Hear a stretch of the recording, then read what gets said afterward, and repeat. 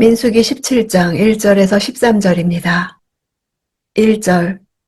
여호와께서 모세에게 말씀하셨습니다. 이번에는 여호와께서 먼저 백성들에게 시험을 제안하셨습니다. 여호와께서 어떤 사람을 제사장으로 택하셨는지를 이스라엘 백성들에게 분명하게 보여주심으로써 다시는 이로 인한 혼란이 발생하지 않도록 하시기로 작정하셨던 것입니다. 이렇게 말씀하심은 심판을 위해서가 아니라 오히려 그들이 다시는 죄로 인한 심판을 당하지 않도록 예방하기 위한 것이었습니다. 레위 지파 중에서도 아론 자손의 제사장직을 확인해 주시는 것은 고라 반역 사건 이전에는 회막 봉사 자격이 다소 느슨했던 것으로 보입니다. 지도자 250명이 향로를 가지고 있던 것을 볼 때 이전까지는 일반 지파들도 성막 제사일에 제한적으로 참여했을 가능성이 크다고 볼 수 있습니다. 하나님께서는 성막 안 봉사를 제사장에게 독점시키심으로 제사장들에 대한 레위인들의 도전으로부터 그들을 보호하는 방편을 세우셨습니다. 2절. 이스라엘 자손에게 말해 각 지파마다 한 개씩 각 지파 지도자들의 지팡이 총 12개를 거두어 각 지팡이에 각 사람의 이름을 써라. 지팡이라는 단어는 지파라는 뜻도 있습니다. 이스라엘 역사 초기에는 각 지파의 지도자가 지팡이로 그들의 지파를 이끌었던 것에 근거하여 지도자의 지팡이는 그 지파를 상징했기 때문입니다. 여호와께서 이스라엘 12지파의 모든 지도자들에게서 그들의 지팡이를 취하라고 한 것은 바로 모든 지파들을 여호와의 시험대 위에 올려놓으라는 말씀입니다. 이는 누가 여호와의 제사장으로서 택함받은 지파인가를 분명하게 확인시키기 위함이었습니다. 이러한 확인은 다시는 고라의 반역 사건 같은 일이 일어나지 않게 하여 백성들의 죽음을 막기 위한 하나님의 자비로운 조치였습니다. 3절. 레위 지파의 지팡이에는 아론의 이름을 써라. 이는 각 지파의 우두머리마다 지팡이가 하나씩 있어야 하기 때문이다. 원래 이스라엘 12지파의 수에는 레위 지파는 포함되지 않았습니다.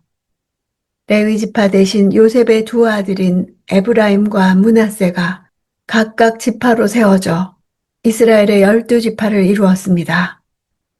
여기서 레위 지파의 지팡이를 취하고도 지팡이 개수가 12개인 것은 에브라임과 므낫세 지파를 한 지파로 간주했다는 것을 알 수 있습니다. 레위 지파 지팡이에 레위 지파 우두머리 이름이 아니라 아론의 이름을 쓰라고 하신 것은 이 시험의 근본적인 목적이 바로 아론의 대제사장직에 대한 신적인 인정인 것을 알 수 있습니다. 5절. 선택하는 사람의 지팡이에 싹이 날 것이다. 그렇게 함으로써 이스라엘 백성들이 너에 대해 불평하는 것을 내 앞에서 잠잠하게 할 것이다. 하나님의 선택은 항상 분명한 목적을 가지고 있고 여기에는 선택하신 하나님의 인격이 담겨져 있습니다.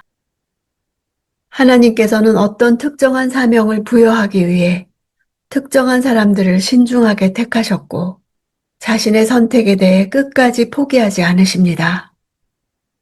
이스라엘을 당신의 거룩한 백성으로 선택하신 것도 열방들 가운데서 그의 증인이 되게 하시려는 뚜렷한 목적이 담긴 사랑의 선택이었습니다.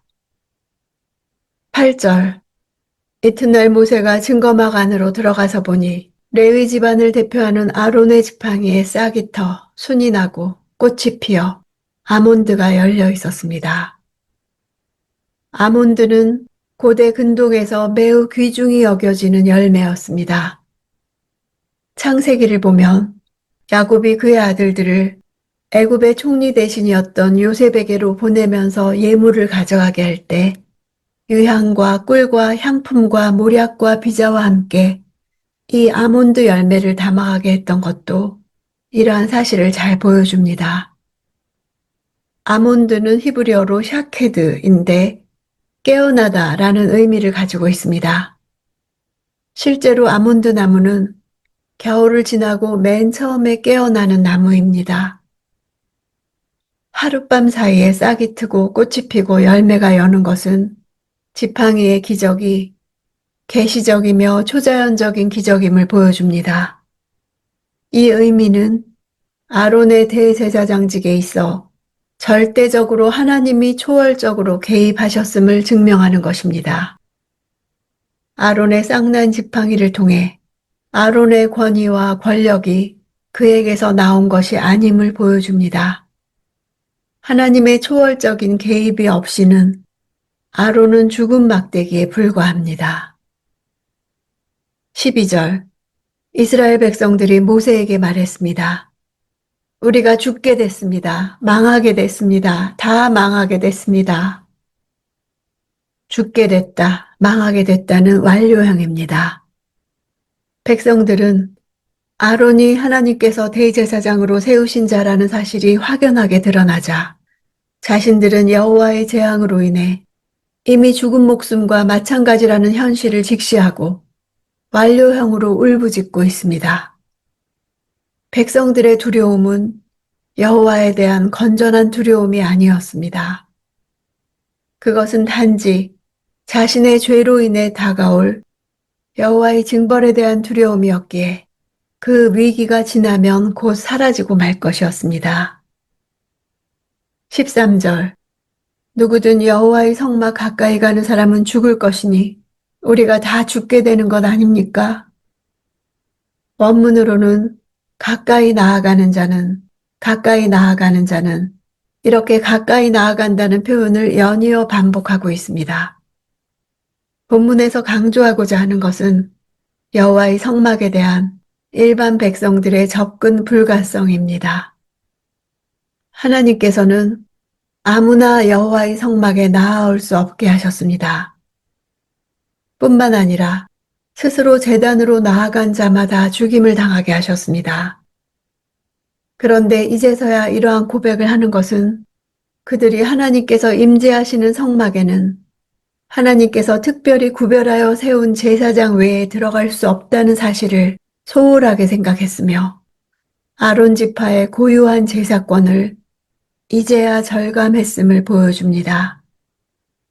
그들은 하나님께서 백성들이 제사장을 통해 여호와께 나아갈 수 있는 방법을 마련해 놓으셨다는 사실에 대해서는 간과하고 있는 것입니다. 죽은 나뭇가지인 지팡이에서 싹이 터 순이 나고 꽃이 나고 열매가 열린다는 것은 죽음에서 생명이 일어난 부활을 의미합니다. 불완전한 아론을 제사장으로 세우신 일 자체가 죽은 가지에 부활 생명을 주신 것과 같은 일입니다. 이사야는 이새의 줄기에서 한 싹이 나고 그 뿌리에서 한 가지가 나서 결실할 것이라 예언했습니다. 종교 지도자들이 예수를 죽였으나 죽은 나뭇가지에서 열매를 맺게 하셨듯 하나님은 예수를 죽음에서 일으키셔서 부활의 첫 열매가 되게 하셨습니다. 그 예수로 인해 우리를 왕같은 제사장으로 부르셨습니다. 마른 막대기 같은 나를 통해 황폐한 이 땅에 싹이 터 순이 나고 꽃이 피고 열매가 열리는 생명의 역사를 일으키실 것을 바라봅니다.